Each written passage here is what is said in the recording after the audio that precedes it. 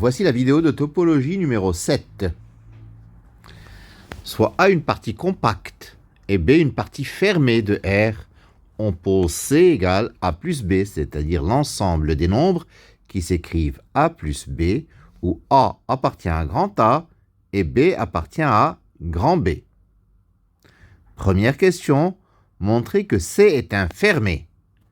Deuxième question, montrer que si B est compact, alors C est compact.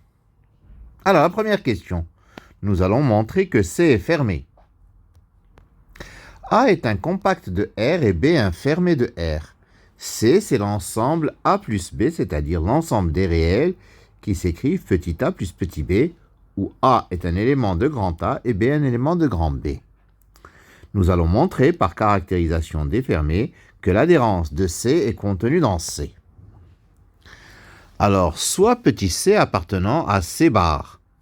Nous allons montrer que C appartient à C. Alors, si C appartient à C bar, il appartient à l'adhérence. Donc, il existe une suite Cn d'éléments de C qui convergent vers ce petit C.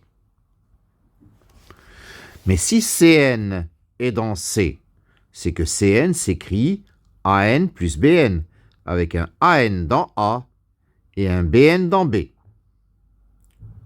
Alors An est une suite d'éléments de A qui est compacte. D'après le théorème de Bolzanov-Weierstrass, An admet une suite extraite qui converge. Il existe donc phi une injection croissante de n vers n, telle que la suite A indice phi de n converge vers un réel A de grand A. Alors, si nous écrivons C indice phi de n, ça vaut A indice phi de n plus B indice phi de n. Alors, C indice phi de n est une suite extraite de Cn qui converge vers C. Donc, C indice phi de n converge aussi vers C. La limite quand n tend vers plus l'infini de C indice phi de n, c'est C.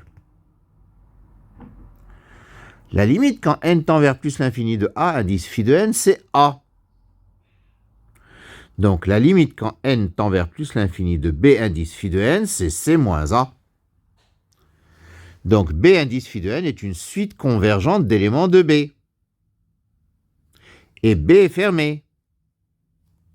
Donc, la limite de cette suite, elle est aussi dans B. Donc, C moins A appartient à B. Et donc, C moins A égale petit b. Donc, C égale petit a plus petit b, avec A appartenant à grand A et B appartenant à grand B. Donc, C appartient à C. Et donc, C bar est contenu dans C. Et donc, C est fermé. Nous allons montrer à présent que si B est compact, C aussi est compact. Alors, les compacts de R sont des parties fermées, sont les parties fermées et bornées. On sait déjà que C est fermé, montrons que C est borné. A et B sont bornés. Donc, il existe M1 dans R+, tel que pour tout A de grand A, valeur absolue de A est inférieure ou égale à M1, et il existe M2 dans R+, tel que quel que soit B appartenant à B, valeur absolue de B est inférieure ou égale à M2. Soit C appartenant à C. C égale A plus B, A dans A et B dans B. Donc, valeur absolue de C, c'est valeur absolue de A plus B. C'est inférieur ou égal à valeur absolue de A plus valeur absolue de B, qui est inférieur ou égal à M1 plus M2. Donc, valeur absolue de C est plus petit que M1 plus M2.